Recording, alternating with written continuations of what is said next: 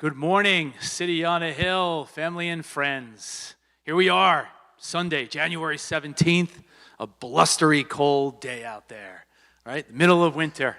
And I am excited because I am joined this morning by these two gentlemen that you have seen over the past months. On my right, you have my brother, John Lecce. On my left, you have Ted Petrone. And I just have to put a little plug in even before we get rolling here.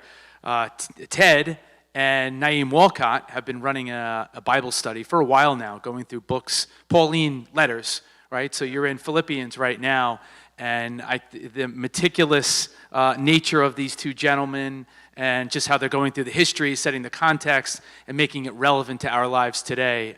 They're great teachers. So if you haven't had a chance, I know Jack's Bible study has been running for a long time.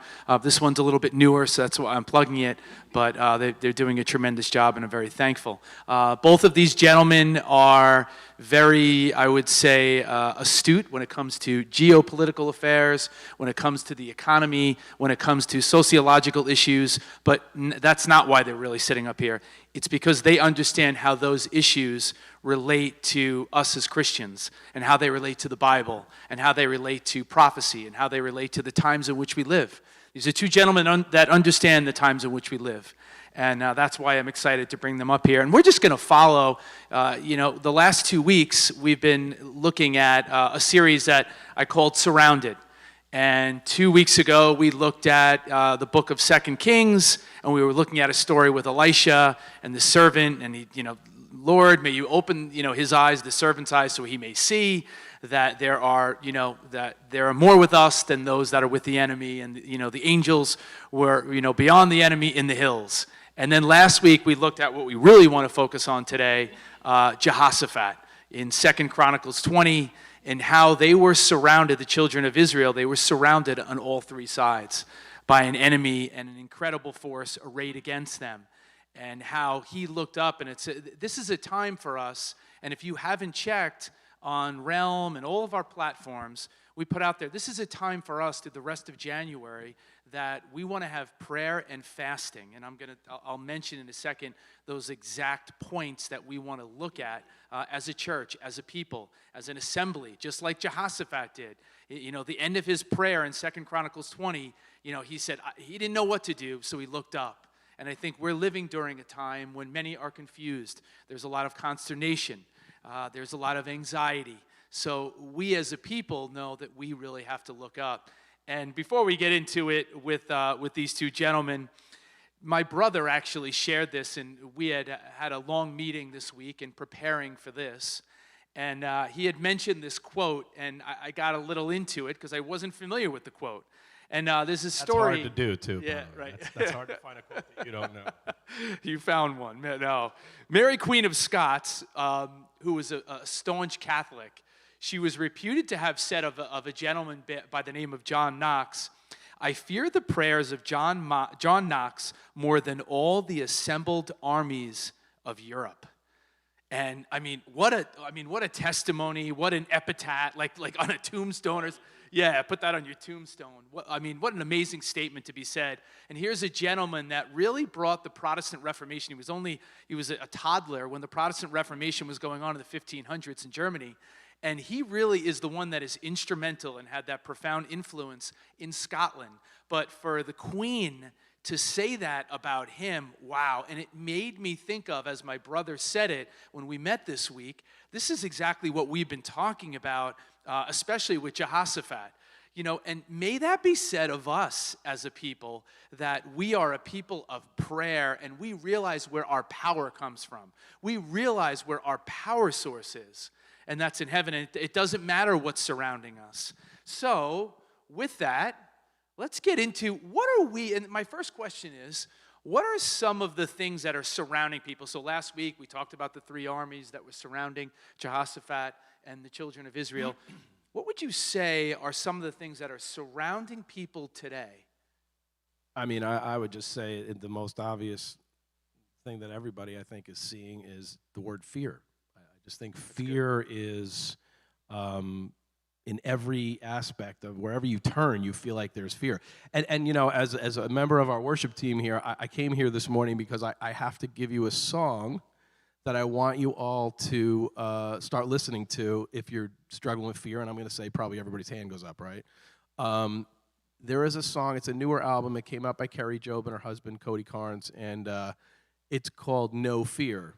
And it's really good. She ends with a nice hymn, turning our eyes to Jesus. I mean, it will minister to you, I promise you. I hope that we can do it here when we get back together again as a worship team. I want you to listen to that because go look on YouTube. It's on everything, Spotify. But No Fear by Carrie Job. Let the words minister to you. She talks about turning your eyes and looking up, like you just said. It's about taking our eyes off of the things around us and getting back to the hills. Where does my help come from? Right. All the things that you've been preaching about. Right. And that's what's ministering to me right now. Is that last 2 weeks. I picked a word for this year that we all been doing for a long time, and this year my word I needed this word. The word was transcend because I need to take my eyes off of what I'm seeing, Right. and I'm sure a lot of you out there feel that way. So That's good. That's really good. What would you say, Ted? Well, I'm trying to stay down here instead of starting at 35,000 feet, but this phrase came into I think it's the title of a book, The Devil, the World, and the Flesh.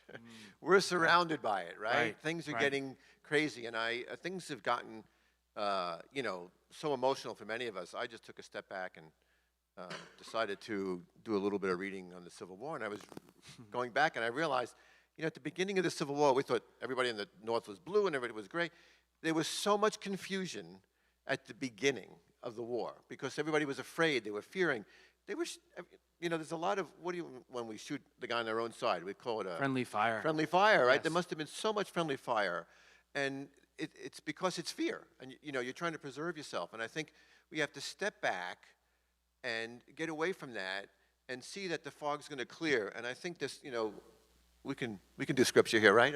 I think so. That's okay. So when it comes to fear and fog, the fog of war, this has been with me for a long time now. At the end of Corinthians 13, it's a great chapter, the love chapter. A lot of weddings do it. They talk about it. But this is the end of it in the Message Bible, and I just love this. We don't see things clearly. We're squinting in a fog, peering through a mist.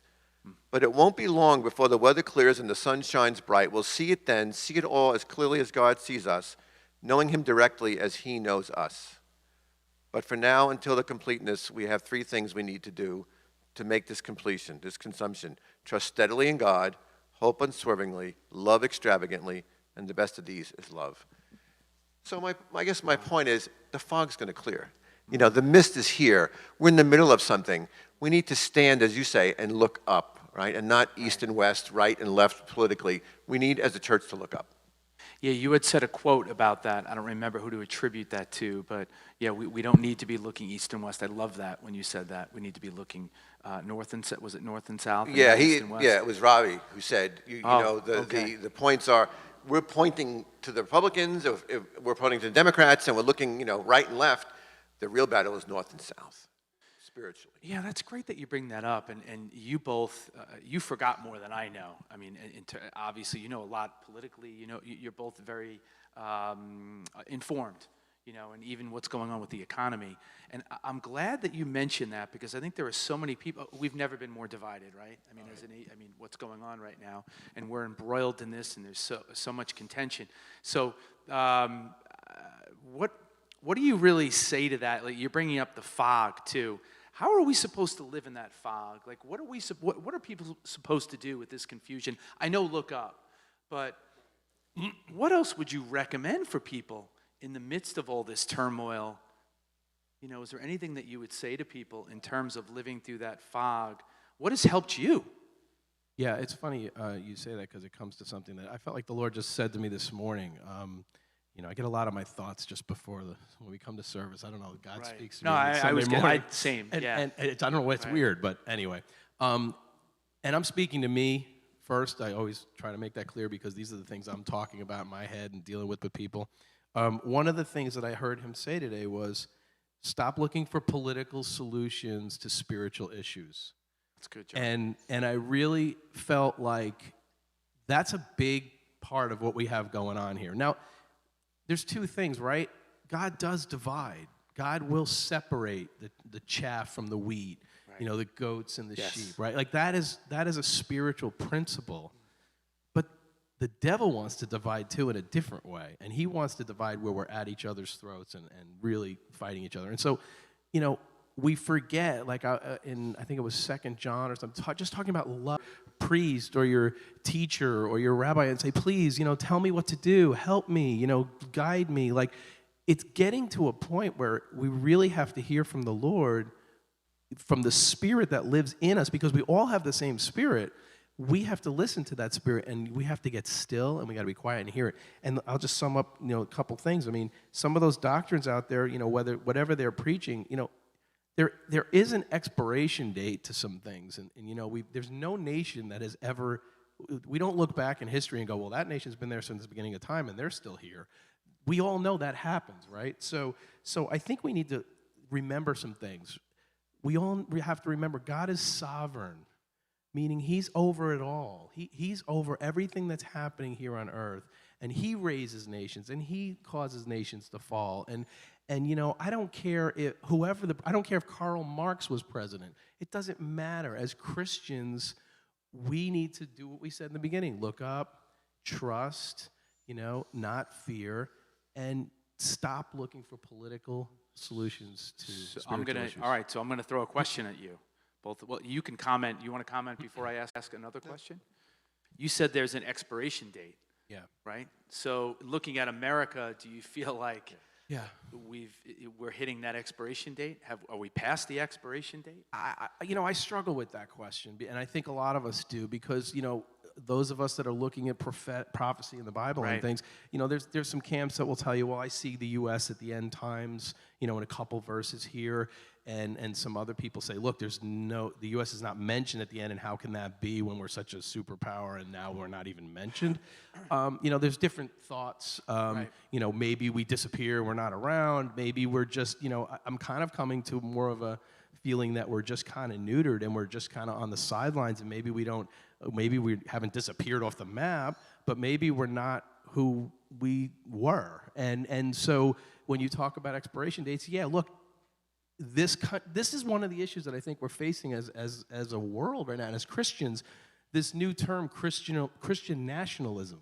Yeah. We've intertwined too much with America and Christianity. And, it goes back to a sermon I remember, I bring it up with my kids a lot of times when Pastor Tom brought it up, and raising his kids, and he would talk about, kids, these are American values, and these are Christian values, right? Yep. And there was a verse that I got this morning that kind of ties in with this, because I want to mention it. It's a verse I think about often when I need to get back to my foundation, and that's another thing. I think we need to get back to our foundation. And the verse is in Jeremiah 6:16. And he says, this is what the Lord says: stand at the crossroads. And I think we're at a crossroads. We're at a crossroads, yeah. And he says, look, ask for the ancient paths. Ask where the good way is and walk in it, and you will find rest for your soul. Love that. Don't we need rest for our souls right now? I mean, isn't that something that we're dying for? I'm dying for it. I think we all are. What do you guys think? Let's take a look at America in history first. And I think if the Founding Fathers came back here today, not knowing anything was going on, they would have said, wow, you guys did pretty good. You had a pretty good run in history. Maybe it is over. So the next guy will come up. I think they would be, Benjamin Franklin, that famous quote about, is a republic, can you keep it? It looks like right now we may not be able to keep it. Who knows? We thought that many years ago. We've thought it before. So again, I think if you go back to, we talked about John the Baptist last time we were together. He stood up and said, hey, there's something wrong with society, right? Red pill, blue pill. And I think societies rise and fall, as John said, throughout history. And we're just part of history. Augustine, one of the greatest church fathers, was there when the Germans came down, the Huns came down and wiped out Rome, which had a much bigger army than it did when it took over the world. So it's very cyclical, right? Things come and go. I think as a society, personally, we're in a Romans 1 decline, if I can say that. That's good. It may not be a statement everybody, but I really do think if you look at the second half of Romans 1, God lets people go in stages because he loves us so much. It says twice, he gave them over, he gave them up, he gave them up. And then at the end he says, you know what, everyone, I'm just going to give you over to a reprobate mind because you're humanistic. You just think there is no God. Fine, have it your way. Let's see how it works out. And I think we're getting there. And this whole idea that politics can be the answer is because people have stepped away from God. If you don't have a God, what's the answer? The answer is man himself. We can do a better job than they did last century when, circa 150 million died because of socialism. But what happens is you have someone like, remember Andrew Breitbart News? Atheist, brilliant.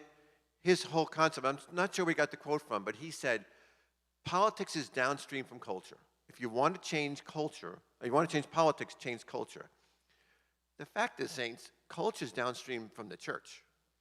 And the state of the church influences the culture. Can you say that again? I think you just say that again. I don't want people to lose that because I think that's really. So the famous quote from Breitbart is, politics is downstream from culture. We need to change culture to change politics. Right. The reality is, culture is downstream from the church. And we're here as the church going, if I'm on the right, I'm saying, all those people on the left, they're just crazy. And if I'm on the left guy and looking at the people on the right, I'm going, what's wrong with those people? You know, Pogo, the old cartoon, I found the enemy, and it's us. The problem with culture, saints, is the church. And I think we put out a message today about what we're going to do and where we're going to go and where we have to pray. Let's repent and start with the church, because if we pick sides in politics, it's just more of the same issue, right? The best criticism of the bad is the practice of the better. Yeah. Oppositional energy just creates more of the same. We saw oppositional energy on January 6th, when all summer the left was doing things that were rioting. The right decided to riot. Now maybe they didn't, who knows? But you know what I'm saying? It's just going to be back and forth. And so we're going to stop blaming one side. Oh, they're worse than us. This person's... Saints, the idea is we're above culture. Well, we should be anyway. Right. And we need to get back there. Yeah. I just want to add go something ahead. to what you're saying, because I think there's a question out there for some people, or it's even a little bit of an elephant in the room, I think, in that, look, I just have to say this on behalf of this church, that, there's no question this church, during the pandemic, leading up to the election, this church took a stand. We picked a side. And we did the best we could to pick a side based on biblical principles and values and what we saw. And you can say it's, Trump and this side, Biden, whatever. But here's the thing as a Christian, right? And this is why Ted can make those comments about politics, and we can talk about this, because, look, this is where we get off the rails. This is where we lose our way. There's a lot of Christians out there that look to Trump to save us, and Trump to breathe this, and Trump. This church, as much as we talked about these issues, that was never the goal. Our goal is always, there's another kingdom coming. It's going to be ruled by Christ. He's going to rule and reign from Jerusalem. That's where our hope is. That's where our faith is. But when we just count the cost, measure the way, decide where you're going, which path will you take, there were a lot of things that we felt as a church lined up as a Christian with Christian values and biblical values that we said, this is the stand we're going to take. That's the thing. I think it's important to remember, you need to take a stand in this world. The time of, that I always picture a piece of ice in the middle of the water, right? And there's two sides, and then it's slowly shrinking to the point where I got to make a decision because it's going to melt, and then I'm going to drown, right? So jump to one. And that's kind of where we are in culture, and I think that's divine providence. I think that's God saying the time for living this kind of in between, back and forth, I'll get to it one day. We're running out of time to do that, which is a good thing, because now we're being prodded and pushed. Like you said, God's going to push and do things, but eventually, and he does it all through the Bible, he gives you over to your desires, gives you over to your reprobate mind. And here's a... You have anything? No, So here's the point that I want to make. We're not going to sit here saying we have all the answers, because I think the best thing is a lot of good questions. And I said when we had the meetings, in the morning I want to be a Wilberforce, or I want to be a Bonhoeffer, and I want to get involved in things and change. And on the other side, I want to be a Mother Teresa at night. And I'm saying, you know what I mean? So no, I don't really have the answer what to do, but we as a church need to find together, where do we stand? What is God telling us today? Are we Wilberforce, or are we Mother Teresa? Or are we somewhere in between? speaking that to all of us. We Yes, all have to yes. make that decision, not just as a church, but individually. Because remember, let's go back to, let's talk about foundations and principles and basics. Let's get back to basics of something that we talked about. Right. Remember something, everybody, and I'm speaking to me again. When this life is over, there's another life, and it's eternal. And one day I have to stand in front of my Maker, in front of God, and nobody's with me. I'm not going to be able to point to anybody else. I'm not going to be able to blame anyone. My spouse is not going to be the oh, well, in that case, it's, you're good, or, your job fell apart, so you can blame your boss. Like, you're by yourself, and you stand there, obviously forgiven and saved by Christ as long as you believe in him and call him your Savior. But after that, there are consequences. This is a just God. He doesn't just make everything. It's not socialism in heaven. Like, there are weeping and gnashing of teeth. There are consequences for things that we did on this earth, because everybody gets, as you used to preach a million times, that little dot is you and me. And we get that little period of time to show, did I stand for Christ, or did I, take it easy, take the other paths as opposed to the reliable paths? And I think that's a question we all need to answer right now. Yeah. Life is a mist. Life is a vapor, right? James talks about that. You both made me think of something in terms of, can we talk a little bit about the church? A lot of studies, a lot of the research out there, first of all, talking about since the 1950s, and how many people would be classified, or they would say they were Christians, right? You move forward to today, a lot of people are saying they're irreligious, no religious affiliation at all. But when you look at the church now, right? When we look at the church, do you feel as if, because I feel like the message that's being propagated a lot on TV, and a lot of the books that you read, go on YouTube, is that there's going to be a great revival here in America. And that we're, like you mentioned it before, right? That, looking to Trump to save us and save this nation, and we're a Christian nation. Do you feel as if that's something that is on the horizon for the church? We see this is your best life now, everything now, the promises of God. Is there a differentiation between what we're hearing, the message you're hearing about maybe the promises of God and what God has for us as believers in the church, with maybe the real promises? You get where I'm coming from. The real promises of God, I think, that are in Scripture. And I know Pastor Linda is going to talk to this too, but am I making any sense with what I'm trying to get to with the church, and where you think we really are, and the message that's out there? I'm not optimistic. It's very difficult to come back from prosperity, and if you look at world history, this is the most free, the most prosperous, a lot of most on the good side, even though there are some issues we have to work through as a country. Right.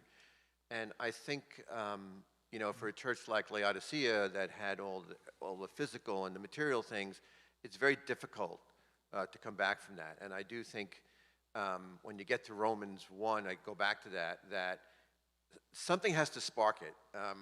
You say a lot of people in the 50s and 60s were different. We were, and we weren't. We were in the fact that, I don't know what the numbers are, 80% of people went to church in the 50s, right? Yeah. Okay, so let's take a case in point. Today, it's probably 30%. Yeah. But that 50% who was going and isn't going are now on the sidelines. And the culture that doesn't like us, now, we don't have our blocking guard, that 50% that were here and agreeing with us, that really, I don't think really were Christians, but the society couldn't throw darts at us and bombs. Imagine if Twitter shut off the president in the 50s. Wow. It wouldn't work back then. It's a great thought. But because the mass majority of people live by Judeo-Christian values, that couldn't happen.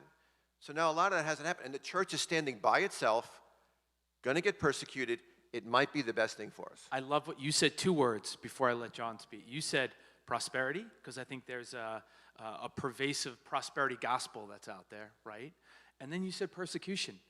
And I think we need to prepare, and I think we've been trying to do that as a church here on a local level, prepare ourselves for the persecution that's coming to the church. I think what we're seeing is just the beginning. John, go ahead. Yeah, I just battle with that myself personally. I mean, I guess I'll just be very candid. I mean, I hope for a revival, and I want to Good, I'm see glad it. you said that. Yeah, like of course. I want to praying see. for our- yeah, I the want to law- see yeah, it. I right. think evangelism really should be one of the highest priorities of the church right now.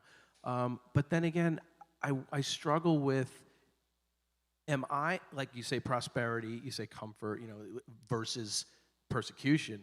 And I struggle sometimes with, is it me, my carnal man desire to just, maybe I can get through this life and maybe America will be maybe we're just going to make it through without really having a lot of suffering and a lot of, and I think sometimes I get caught up between, being ready for that versus, I hope my man side says no. I hope that doesn't happen. Right. But you got to get prepared for the storm ahead of the storm, right? And I think what we're seeing in America is the waves of that storm are starting to wash onto the shore.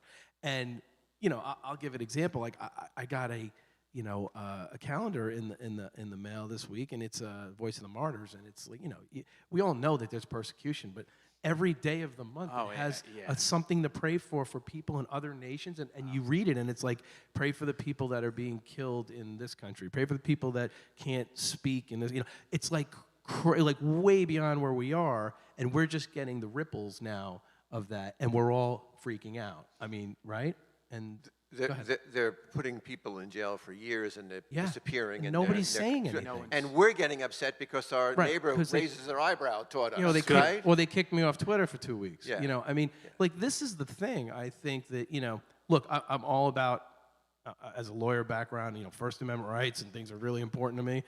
But I also see that, we've got some problems in this country when it comes to, censorship and, oligopolies, meaning just multiple people who are in control of things. There are groups that are controlling thought in this country. There are groups that are controlling what you can and can't say. That's kind of new in America, but it's here. And so now the question to the church is, well, how do we deal with it, and what are we going to do about it? And I just want to end with one last thing you've said, because you said about 30% probably now today probably go to church. I think it's actually less. It's lower than that. But And I only say that because with the pandemic, look what's happened to the church. Yeah. There's a lot of people good Christian people, and some people may be listening to this, and there's nothing wrong with you, but the culture, the messages that we're getting, and this is why we got to be careful of what we hear and stuff, because they're telling you, what, it's not that important. You're doing it okay. You're all right. You're making it. You're listening to sermons and Share what you had said Gotta when be you careful. came back. That's good. That's a great point. Yeah. Remember what you had said in the meeting Tell about me coming what I back? When you said when you came back to the church, having been, Oh, yes. been away I have for to a say, little while, and I thought that was powerful. Yeah, I know it's good to be at home. It's good to do Zoom. But there's the fellowship of the saints, right? And so I was away for a number of months. So I came back for a couple weeks in a row before everything, picked up again. I have to tell you, saints, it's like explaining being born again to someone who isn't born again. Wow. I can't explain to you the joy of being here with Wow. the 70 or 80 other saints. There was something, the sum of the whole is greater than the whole is greater than the sum of the parts. That's the church. Right.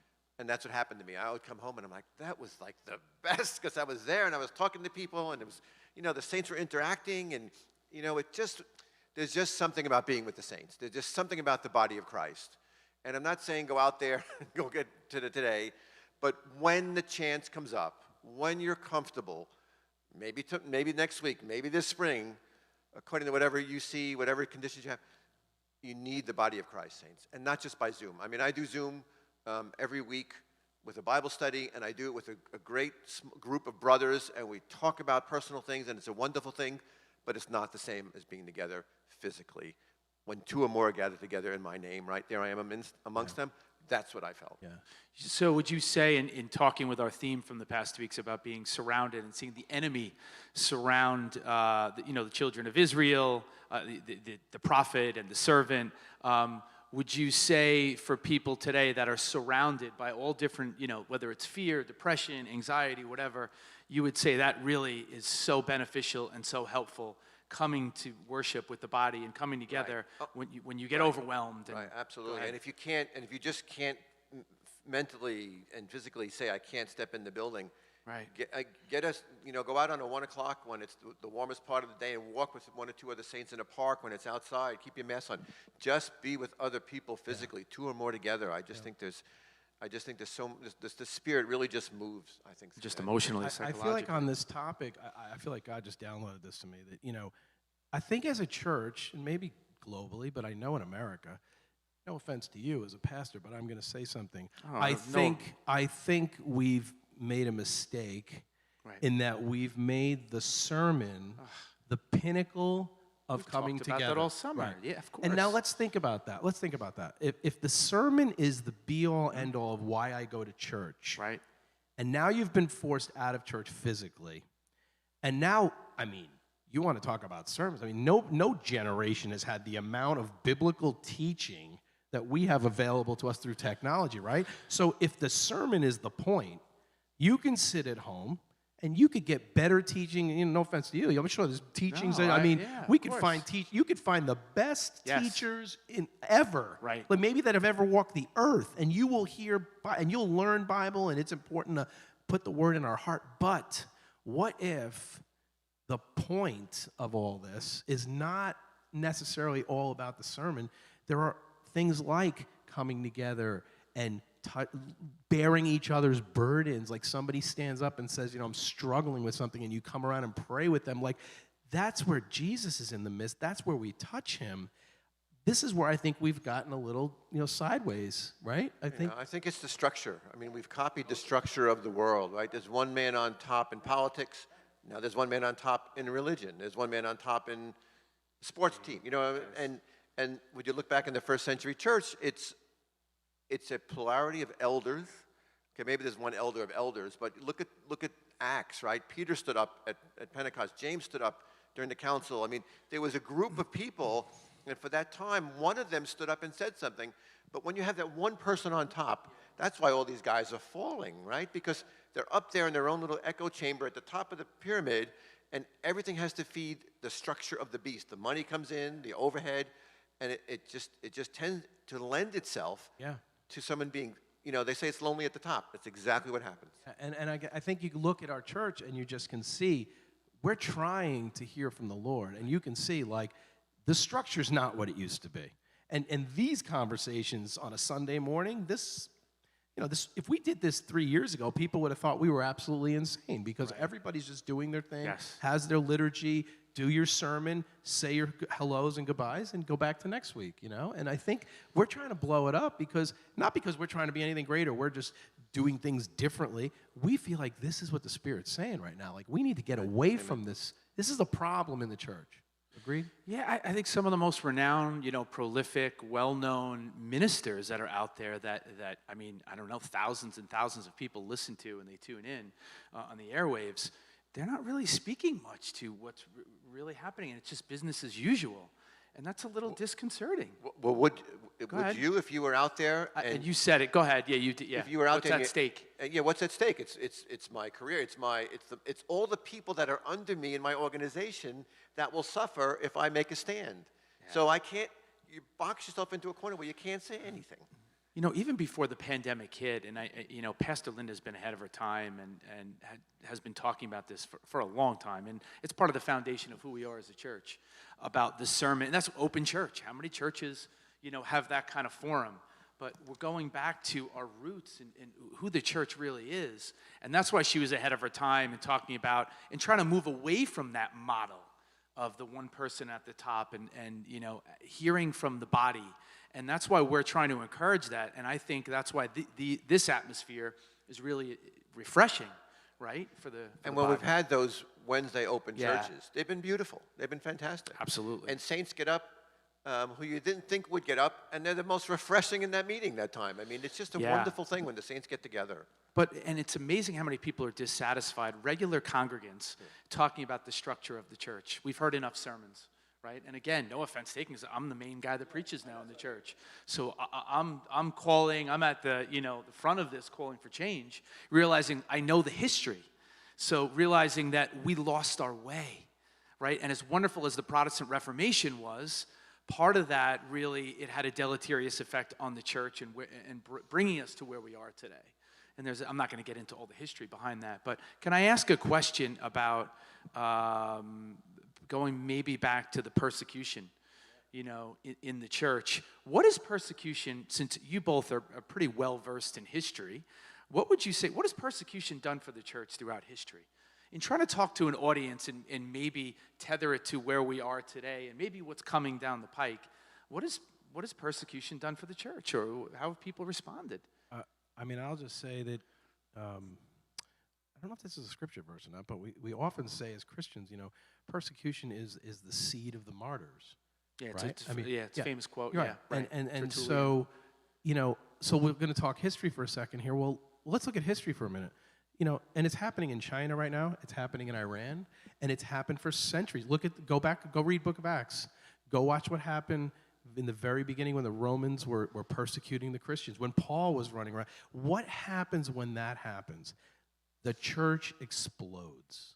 Wow. Why is that? I don't, we could come up with a lot of theories, but, when you're under oppression, and these are things that, let's just caveat to say that we see these things on the near horizon. They used to be far off, but in America, we're starting to see that this could change very quickly, right? So it could be here before we know it. But the persecution of the church has always grown the church because, again, you're picking a side, and once you make that commitment, I'm all in on this. We have to remember something, and we talked about this. We're visitors here on this planet. We don't Pilgrims, live yeah. here. We are not residents here, right? We're passing through, but we have to look and remember that we have a life way beyond this. That's our home. And so if we start to detach, you've heard many times from the pulpit, Pastor Linda, Pastor James, Love Not the World, Watchman Nee, a great book to just keep referencing in your life, because we're all fighting through this pandemic. Where am I attached to this world? And I've been feeling that in my, and recently, one of the things that I thought I was pretty good at, I realized I was really attached to America. I was realizing I was way more attached to this country and surviving and doing well. We're going to change the world. And I started to realize, while those are good things, and there are a lot of people preaching this stuff out there that, America's going to do this and we're going to, Right. And we've done a lot of good things. We've done a lot of bad things too. But I started to my heart was exposed where I was realizing that I had a percentage of me that was still relying on America to come through, and America was going to, do some things. Sure. And how does God get rid of that? Persecution. Exactly. Persecution. Paul talks about the fellowship of the fellowship of the sufferings with Christ, and I think we all want sunshine, but you need rain for Pastor Joe's flowers and bushes to grow. And if without rain, we don't have crops, and so we want always sunshine, but we don't want the rain. And it's part of God's plan that, saints, He has to, break us to a certain extent and bring us through the cross, and it's not through prosperity. It's never really been that way. When we had met, too, you made me think of it. Pastor Linda said, you can't waste your pain. Oh, that was great. Don't waste your That was pain, and great. you're either going to, and I'm going to make her talk more about that, but you're either going to get it on the front end, or you're going to get it on the back end. You think about life, right? You eat eat garbage and junk food, and a diet that is bereft of any nutritional value. So Right. think of the pharmaceutical industry. You said it, I think, when we Yeah, met, yeah, right? right, How yeah. big is the why? Because we all want to avoid pain. We don't want to go through it. I'll tell you what's good. going to bring down this country is we're spending what we don't have. Why? We don't want to go through the pain of That's a balancing great the point. budget and cutting everything down and having a more simpler life, and we won't do it until, as Pastor Linda said, we're going to pay on the back end 1,000 times more than what if we would have done it. We had a balanced budget under Clinton, I think, a year or two. It was very close to being balanced. Reagan, yeah. Clinton. Yeah. The war came in. Right. You have reasons, but we're just overspending because we want to feel good, right? We're going to hand out more checks. I get it. I'm not sure there's anything else you can do at this point, but to feed the addict, because when you stop feeding the addict, that's when the pain's going to come. It's like it's comfort food. Yeah, exactly. Right? Yes. James, you said pain on the front end and the back end. Yes. Can you talk a little bit about the back end? Because I think we don't think enough about what that looks like, and the Bible talks about it. Like, what, Well, I what is think that if pain you- going to look like? Yeah, and I 'Cause was when trying to, I think it, like, analogous to trying to use an illustration that maybe that people would really get and understand. So I'm saying if you choose to, maybe, I don't want to spend a lot of money on my health or whatever, I'm going to eat, a diet that is devoid really of any nutritional value. You may not feel it right away, but on the back end, you're going to feel it. You may have heart issues, whatever. So I think that would be a physical example, but I'd rather ask you, like, what do you, spiritually, what does that look like for people? Because again, we always have opportunities. The pain is always going to be there. It's what we do with it. So I think what I hear both of you saying, and what I think the church and what we're always trying to say, in the midst of the pain that we're feeling, it's what we do with it. How do we handle it? Where are we looking? They were surrounded by enemies in the stories we've looked at. People right now feel surrounded by enemies all around them. They feel overwhelmed. They feel outnumbered. Right? So what do they do with the pain that they have? Pastor Linda, do you want to come up here? I think it's a very difficult question. I think it's a great. It's not I an think, easy, I think it's a great question. Like I said before, good questions are better than good answers these days because Yeah. everybody has the right answer, right? Everybody's got the right Say that again. That's Always. good. Good, it was Robert F. Kennedy. I think Pastor Linda's one of her. You met him, right? Once, and he's had a great quote. He says, "I don't want to something to the effect of I don't want to be surrounded by everybody with a good answer. I want people with good questions." I just read, and I forget where I read it, and I forget the exact stat, how many questions children ask on a daily basis, and then how many that we ask as adults. And I love to be around people that ask questions. I love to be around people that don't makes have all you the think. answers. You need to- And it makes you think, and that's why I love being around you two, and even Pastor Linda. Everybody, we're all asking questions together. Nobody has all the answers. Right. No, I agree. Yeah. Questions always flesh out what you really think. Right. And that's, when you go to law school, they call it the Socratic That's what rabbis method. did, by the way. I'm Yeah. sorry Yeah, to they did. interject. Yeah, yeah. That's what Jesus always did. Oh, When a right. rabbi asked a question, Right. Jesus would ask a question back. Yeah. That's how they were trained. Yeah. Yeah, and why do you think he spoke in parables, right? Yes, it was exactly. just kind of a form of a question. It's like What you does have this to mean? Tell us. We just led want to know you what it means. questions. Tell me. Yeah. Yeah, right. I think step one is to just back away from what we love to do, like social media. Oh, TV. Ted, please. I Tell think them. that Great. if we as a church could make it our one word for the year, just back away from social media, back away from television. Because Derek Prince said something years ago, and he said the enemy is entertaining us all the way to hell. And entertainment is his answer to worship. Just entertain me my whole life, and I'll wake up in heaven. That's not the gospel, saints. The kingdom of God is here and among you. And if you miss it, you're going to pay. When you come, we'll be saved. But when it comes to our judgment in terms of in front of the throne, a lot of stuff's going to burn on a lot of people because what they thought they did for him, they really kind of did for themselves because they wanted to get back to see the game, or they wanted to go see this opera, or they wanted to go whatever entertains us. And I think for us to go back and say, I have to turn my back, I think that's the first step in.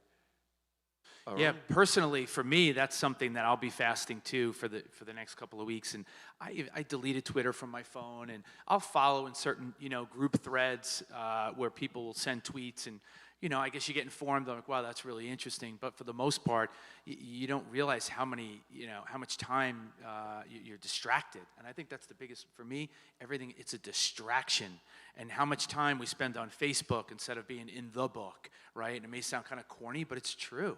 And at the end of my life, to see how many hours I've logged sitting on social media or things that are inane and they're stupefying. I don't know.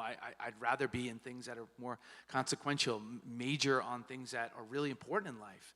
And again, that the enemy has done a really good job. He's insidious in how he does it.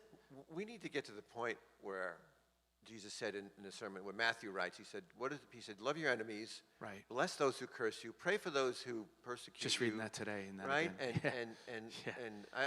It was what? It was love, pray, do good, Right. bless. It was, of people who are taking advantage of us. And I think the first thing I'm going to do if someone takes advantage of us is take them to court. And Yeah. even if, not if they're, you know what I mean? If they're a Christian, I'll think Somebody about it. sues If you, they're not a yeah. Christian, I'm not going to think, I'm just going to go right Right. to court. Uh-huh. And that's just not the gospel. And I think we have to all take a step back and say, what am I doing? Here's the fog I am. It may not clear up, but I know I can see this far. Let me just do this for now, and the next step will come. I'm sorry. That's great. And I'm going back to social media again. When's the last time you went on social media? When is the last time that you turned on TV and you felt good about yourself when you watched the news, or you felt better? Your sense of emotional, your well-being. You felt like. I'll just felt give you lifted. one example for me. I don't watch the news. I Yeah. read, read a couple of papers. I'll read the Wall Street Journal and the Right. Financial Times and, the New York Times. I'm trying to get everything in. But anyway, I had to take a step back from sports because it was a drug for me. I mean, I couldn't look away from the next pitch. That was my drug. Right. And I really stepped away from it. And now, like last night, I watched the first half of the football game. I loved it because it's not like a drug. I have to have it. I was like, I enjoy this game. You were able to enjoy it. Yes, and I realized I wasn't enjoying things for years, especially the stupid Mets, right, and the Jets. But finally have an owner now I that's know, going to but spend money. This is the time to jump in. Well, what my point is, I won't watch. I won't watch the games. I'll watch maybe a recap of the game. You know what I mean? But Yeah. it won't control me. Doesn't consume And that's a you. big step for me. Yeah. That's No, a big step hey, for listen, me. I battle that too. Yeah. I think all three of us battle that. If you're with human, you sports. battle that, Yeah. especially in this country. And I think what you Yeah. just said about control, Ted, is the key. Right. Because I find in my life, and I try to pass this on to my kids, is nothing's really a problem until it's a problem. Like Paul kind of talked about this, right? The things he struggled with and the things he wanted to do and do. And I think when you find in your life and in my life, I find this, if I can't step away from something or it's, I need help because it's just too hard, I can't give it up, that's a problem because that's now controlling me and I'm not in control of that. I think that's a good litmus test. Or a Right. good, And when I can turn the TV off in the middle of the fourth quarter when the game's 13-13 and I want to know what happens, but I'm going to go do something else. Yeah. It's a litmus test, as you said, to tell But we me. have to be careful because if we step away completely, it's still controlling us. Yeah. Right? It's Yeah, still yeah. there. Excellent point. And Yeah. it's like, may I say, Yeah. and that's alcoholics. They'll say I'm still an alcoholic. It's 30 Right. years later. Right. And we need to get past that point where God can free us from that. And we It's can the only first find step, that. though, Yes. wouldn't you say? Absolutely. I mean, it's the first step to say, Absolutely. I have a problem here, Right. and I need to recognize this, Right. and now start I think stepping that's right. away. But you can get to the point where know. it's like where are we today? Politics overhangs every conversation you have. Yeah. And that's the way it Gosh, is when you step away. And from I'll put a positive spin in this whole issue for all of us in one sense. There's something I think innate and in all of us, and it's the desire for truth. And I think that what drives a lot of us to the news, to politics, to to anything really, is to just you want truth, you want justice, you want to see good things, and you're driven by that. But then the devil and the world hang this counterfeit out here, and we get it a lot of times, and we buy it, and then we're disappointed. Or I'll just say right now, when you talked about the news and Twitter, I mean, I can only read so much now, and it's about a 5-minute window for me, and my brain will literally start to short circuit because of the hypocrisy and the things that are being said out there that are so counter biblical. Not only counter. We're now in an anti-Christian. We talked about this. Not We're post, in anti. an not Yeah. a post-Christian culture. Definitely. Everything progresses, right? The next step is an anti-Christian culture. If you're not looking, you don't see it.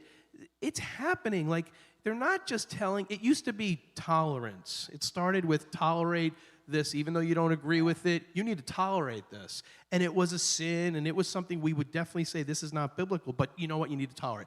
And maybe as a church we said, okay, well, let's not, and let's not offend people, right? Offenses was a big issue we Right. talked about. And now look what tolerance has led to. It's an insatiable, this culture is insatiable. They are not going to stop with the next acquiescence to say, okay, we'll give you that. That's a good point. The next Yeah. step will be, oh, you give me that? Well, now I want this. And as a church, when does the church stand and put a line in the sand and say, okay, no more? It's I think it has to be. Something came to me about, when there's a parable when someone sows the bad seeds and Jesus says, don't pull up the tares, let them grow with the wheat together. If we are getting to the end of the age, which many of us believe, they're both coming to fruition. Yeah. So the bad's getting worse.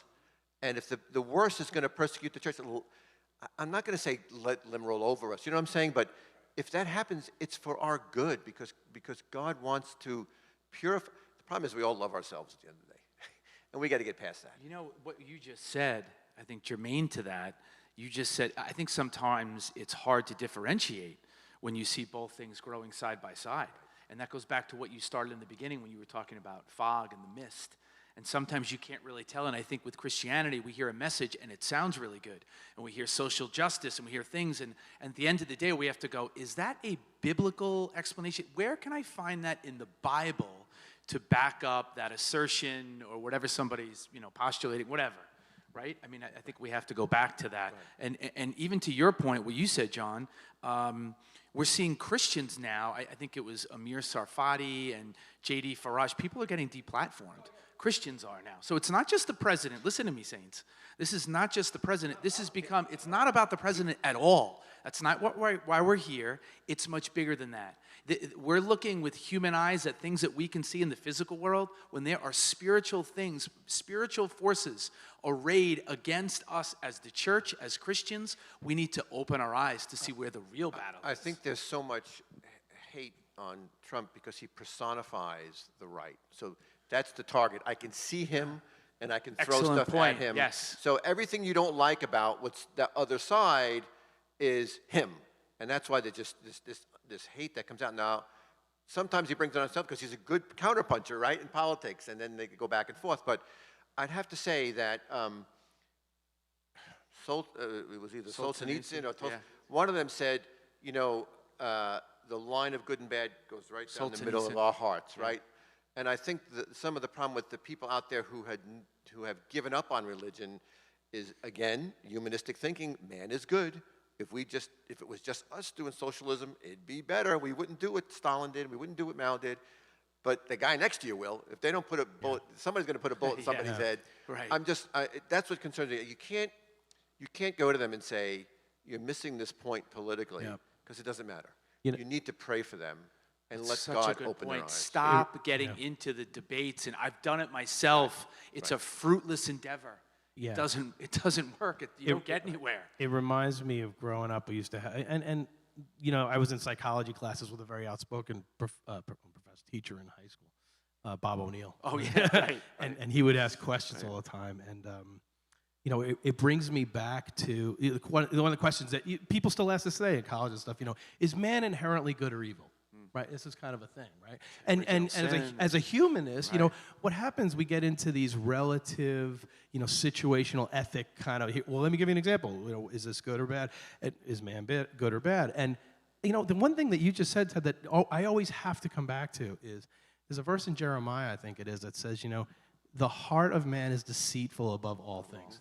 And I think, like you said, the wheat and the tares, well, you didn't know when they were this big, but as they grow up, now we can see the difference. And I think as we're growing now into, the latter age, it's been over 2,000 years since Christ was walking the earth, and he said he was coming back, and he is coming back.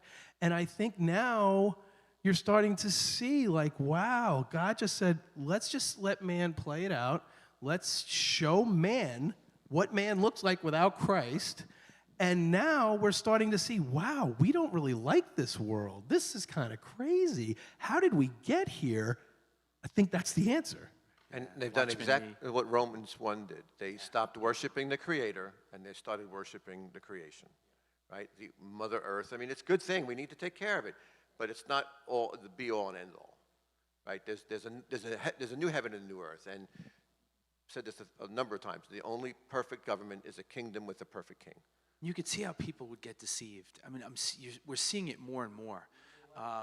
Even the elect in the last, would be deceived, right? I mean, could be. It's pretty scary.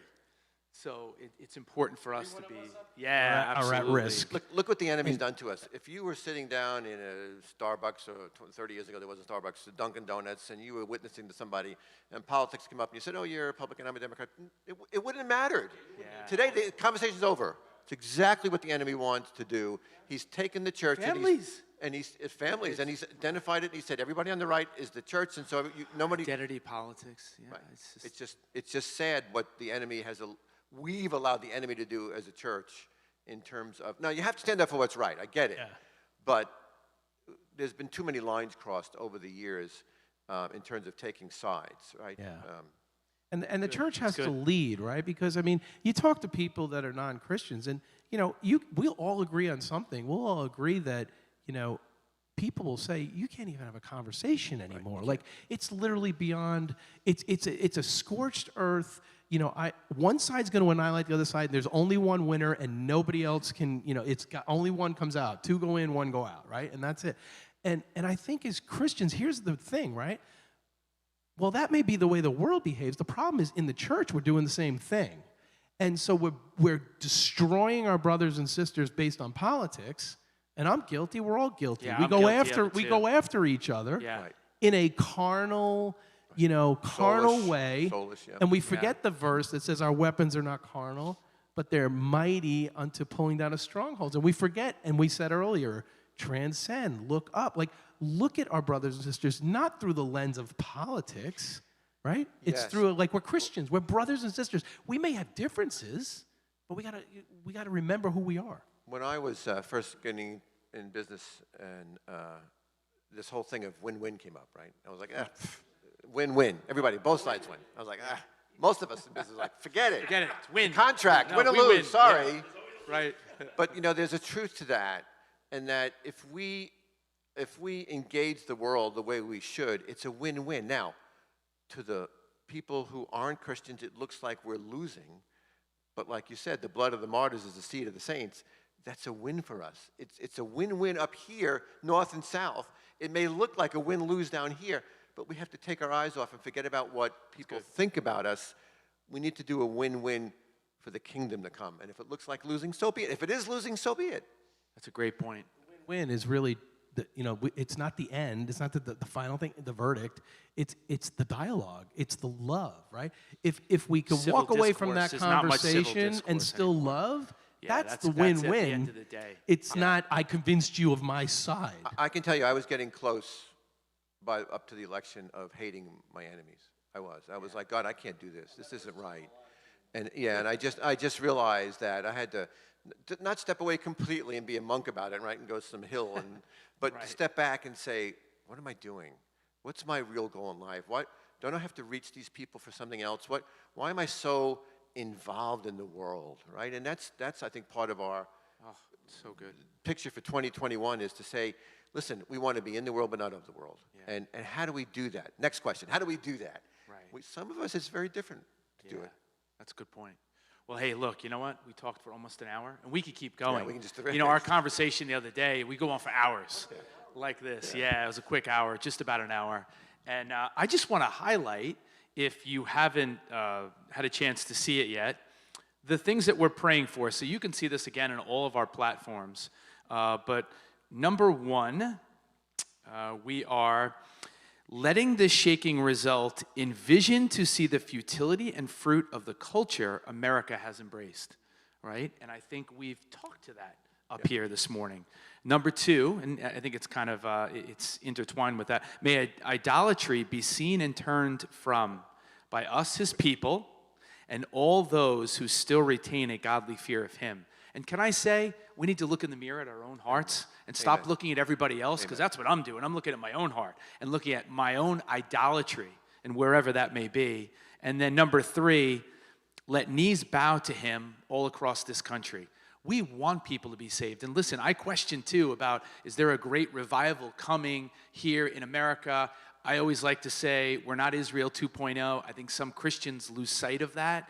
We're not in covenantal relationship with God like the Israelites were, and God has blessed us. He'll bless whoever blesses the Jewish people, the Israelites, and he has blessed us, right, as a nation. But I think we need to remember that, and I think we need to understand that this may be a real season of persecution, but to go back to, for me, what feeds my soul, what helps me as a leader, is when I read stories of how people overcame persecution and they endured through it, they persevered, they continue to move on. It wasn't easy by any stretch of the imagination, but it happened to the early church, and it happened to plenty of men and women through the ages. You going to say something? I think the idolatry was a great word to sum up Pastor Linda. what a surprise. What happened to us in terms of politics, and we need to, and the world, right? We were idolizing things, And God's like, hey, you got idols in your life. I don't have idols in my life. I go to church every Sunday. You have Yeah. idols in your life. Let's get Yeah. it. Let's be real. John Calvin, our hearts are idol factories. Yeah, I never amen. forgot that. And it's really true. If for him to say that, Yes. the fathers of the Right, church, I mean, right, right. that, we I can would all just say relate to too that I think this furnace that we're in, that's what I really feel like it Yeah. is. This furnace that we're in, going to what you said, Ted, before, it's revealed things to me that I thought I was okay with. Amen. Like when Amen. you said, I really want to hate, like I thought I was pretty good in that area. Like I thought I could Me hate too. my I wa- enemies, you know.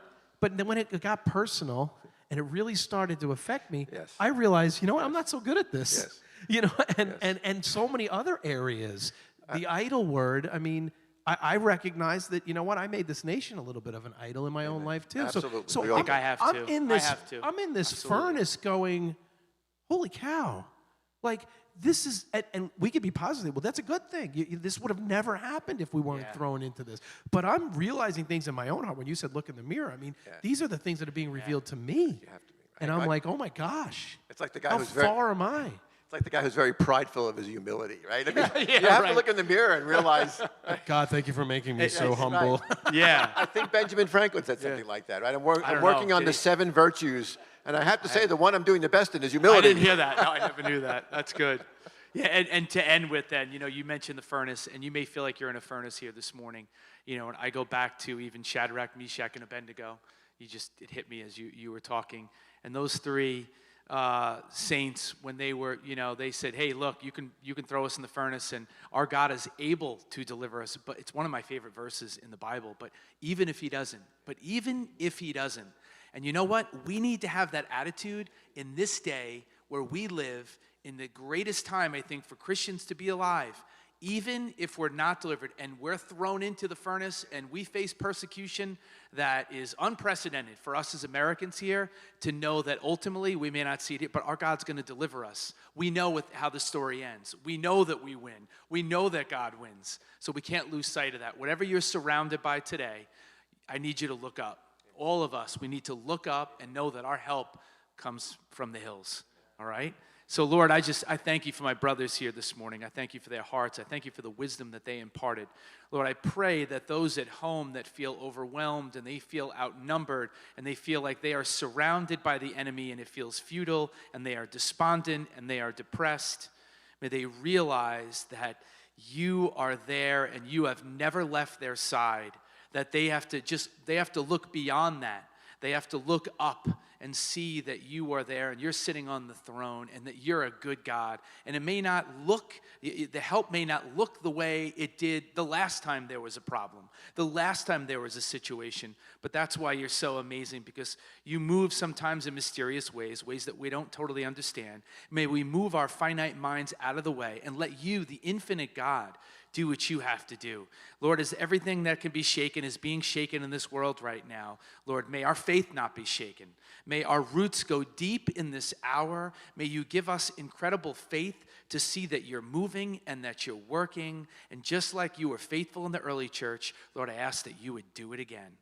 We love you, Lord. We thank you. Amen. Church, thank you for tuning in this morning. Whenever you're watching this, we have a great week, and we'll see you soon.